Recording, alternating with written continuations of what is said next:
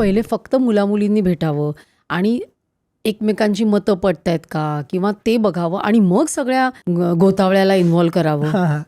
ते आता राहतं शहरी भागामध्ये मुलं-मुली भेटतात. म्हणजे आम्ही काही लग्नामध्ये ते पाहिलेलं आहे, की मुलं-मुली शहरी भागामध्ये भेटतात आणि त्यांच्यामध्ये डिस्कशन होतं आणि ॲक्चुअली ते खरं चांगलं आहे. आता तो फ्रीडम आहे.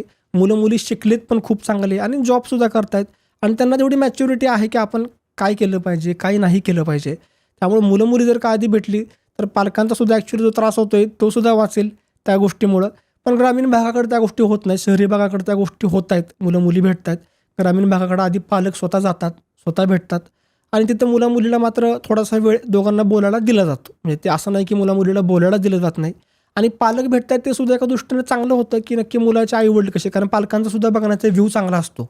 काही लोकं असतात म्हणतो ना आपण जागरूक लोकं असतात. त्यांचा व्ह्यू चांगला असतो, की नक्की बाबा घर कसं आहे, माणसं कशी आहेत, माणसं कशी बोलतायत, पाहुणचार कसा आहे, नातेसंबंध कुठं-कुठं आहेत. हे लोकांना काही लोकांना बघावं लागतं. मुलगा-मुलगी एकमेकाशी जुळतील का? ते बारकाईनं ऑब्झर्व्ह करणारे लोकं असतात. काही मुलींच्या डोळ्यामध्ये फॉल्ट असतो. ते लपवला जातो. कुठेतरी पायामध्ये फॉल्ट असतो. मुलीनं पूर्ण साडी घातलेली असते. ते लपवलं जातं. मग अशी लोकं असतात, की त्या मुलीला मुद्दामून पाटावर बसवतात. त्या मुलीला पाटावरती बसता येतं का बघतात. खुर्चीवर बसवतात. म्हणजे चेक करत असतात. जुन्या लोकांच्या ही पद्धत आहे. ज्यावेळेस मुलीला बोलवलं जातं बघण्यासाठी, त्यावेळेस माणसं काही ग्रामीण भागातली जुन्या माणसांचं असतं, की नाही त्या मुलीला पाटावर बसवा. मग तिला पाय फोल्ड करून बसता येते की नाही? पाय फोल्ड करून बसता येते का? दिसते मुलगी व्यवस्थित? ती कशी वागते, कशी बोलते? हे खूप बारकाईनं लोकं ऑब्झर्व्ह करतात आणि त्यातून डिसिजन घेतात माणसं. पण ही मुली सगळं चालतं त्यांना हे सगळं? हो, चालतं ना. शेवटी तर लग्न करायचं म्हटलं, की घरातल्यांचं पण प्रेशर असतं थोडंसं, मुलीच्या आई-वडिलांचं पण, की नाही हे केलं पाहिजे आणि ती मानसिकता असते, की आता लग्न करायचं म्हटल्यावरती मुलंही करतात, मुलीही त्या गोष्टी करतात. पण आता मी हल्ली बऱ्याचदा म्हणजे बघते की मुलांना किंवा मुलींना त्यांना लग्नच करायचं नसतं. तुम्ही बघितलंय का, तुमच्या बघण्यात आहे का, की पालक म्हणतात लग्न कर लग्न कर, पण मुलं म्हणतात की नाही आम्हाला नाही करायचं? आहे तसा सुरू झालेला आहे. म्हणजे ते प्रमाण आता मुलांचा आता करिअर सेटलमेंट हा आत्ताचा खूप मोठा इश्यू आहे.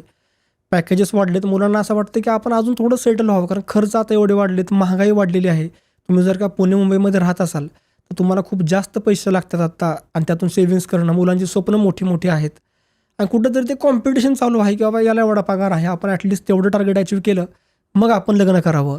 असं दोघांमध्येही चालू आहे आणि तुझं फ्रीडम आत्ता आहे. मुलींना मिळणारा फ्रीडम आहे. त्यांना कुठेतरी ती भीती वाटत असते, की मी जर का लग्न केलं, तर माझं तर फ्रीडम जाईल का? त्या भीतीमुळं मुलं थोडंसं कुठंतरी हे होतात आणि चांगली मुलगी मिळेल का? चांगला मुलगा मिळेल का? आणि नाही मिळाला तर काय? असे अनेक प्रश्न असतात किंवा काही मुलांमध्ये घरातले इश्यू असतात. असे एक ना अनेक प्रश्न असतात. त्यामुळे मुलं थोडासा टाईम घेत आहेत. तर माझं म्हणणं आहे, की तो टाईम ॲक्च्युली मुला-मुलींनी नाही घेतला पाहिजे. थोडंसं कुठंतरी आपण लवकर लग्नाच्या दृष्टीनं वळलं पाहिजे. एक साधारण वय किती असायला पाहिजे म्हणजे तुमच्या दृष्टीने? किती असायला पाहिजे? माझ्या दृष्टीनं मुलींचं लग्न हे 25च्या आत होणं खूप गरजेचं आहे आणि मुलांचं लग्न हे जास्तीत जास्त 28-29च्या आतमध्ये होणं गरजेचं आहे. जर का तुम्ही मेडिकल दृष्टिकोनातून सुद्धा बघितलं, तर 30 नंतर 40 नंतर मुलं होण्याचं प्रमाणसुद्धा खूप बदलतात. बदलतं. मग काही वेळेला असं होतं की फार उशिरा लग्न झालं, 35-40 नंतर मग मूल जर करायचं ठरवलं त्यांनी, तर त्याच्यामध्ये काही कंजेनायटल रोग होऊ शकतात. त्यामुळे हे सगळं बरोबर आहे तुम्ही म्हणताय ते. पण 25व्या वर्षी आजकालची मुलं ते म्हणतात नाही आम्ही लहान आहोत खूप. येस, तसंच होत आहे. मुलांचं ग्रॅज्युएशन व्हायला 20-21 वर्ष त्यांचं वय होतं. परत पोस्ट ग्रॅज्युएशन करणे 23 पर्यंत, जॉब करणे किंवा व्यवसाय करणे, त्याला एक सेटलमेंट व्हायला 3 ते 4 वर्ष जातात. म्हणजे मुलींचं वय तिथं 26-27 कडे जातं. तिथून मग ते मुलं स्थळ बघण्यासाठी सुरुवात करतात पालक आणि स्थळ बघायला सुरुवात केल्यानंतर ज्याचं नशीब चांगलं आहे त्याचं लग्न लवकर होतं. नाहीतर मग सेम स्थळं बघणे, पत्रिका बघणे. पत्रिकेचा पण तोच इश्यू आहे. मला सांगायला आवडेल, माणसं लग्न करताना पत्रिका बघतात. पत्रिका बघण्यात काहीच इश्यू नाही, पण पत्रिका बघताना ते एकाकडे बघत नाहीत. जर का एका ज्योतिषाकडे पत्रिका बघितली, त्यांनी सांगितलं की हां बाबा हे गुण जुळतंय, लग्न तुम्ही करा, ते परत दुसऱ्या ठिकाणी जातात. सेकंड ओपिनियन घेतात. त्यांनी जरी म्हणले ना हा चला लग्न जुळतंय करा, तिथं पण समाधान नाही, तिसरीकडे जातात. एक मुलीचे किंवा मुलाचे पालक किमान 3 ते 4 ठिकाणी पत्रिका बघतात आणि कोणी जरी एकाने निगेटिव्ह सांगितलं की नाही हे थोडंसं इश्यू आहे, तुम्ही नका करू, की ते निगेटिव्ह घेतात आणि ते स्थळ नाकारतात.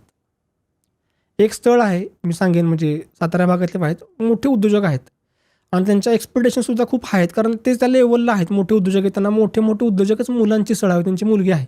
त्यांना लिटरली 58 मोठ्या घरातल्या मुलांच्या प्रोफाईल्स त्यांनी गेल्या 4 वर्षांमध्ये पाहिलेले आहेत. तुम्ही दाखवल्यात येस. साताऱ्यातल्यात की महाराष्ट्रातल्या? महाराष्ट्रातल्या, ऑल ओव्हर महाराष्ट्रातल्या. त्यांना ते पसंत आल्या, दाखवलेल्या भरपूर, पण 58 पसंत आलेल्या होत्या, ओळखीतून सुद्धा निघाल्या होत्या, सगळी माहिती निघाली होती. शेवट माणूस पत्रिकेकडे जातो आणि 58च्या 58 पत्रिका फक्त पत्रिकेमुळं त्या 58च्या 58 लग्न रिजेक्ट झाली. ही क्लिप शेवटपर्यंत बघितल्याबद्दल खूप खूप धन्यवाद. संपूर्ण एपिसोड बघण्यासाठी खाली दिलेल्या लिंकवर क्लिक करा आणि सर्व काही चॅनलला सबस्क्राईब करायला विसरू नका.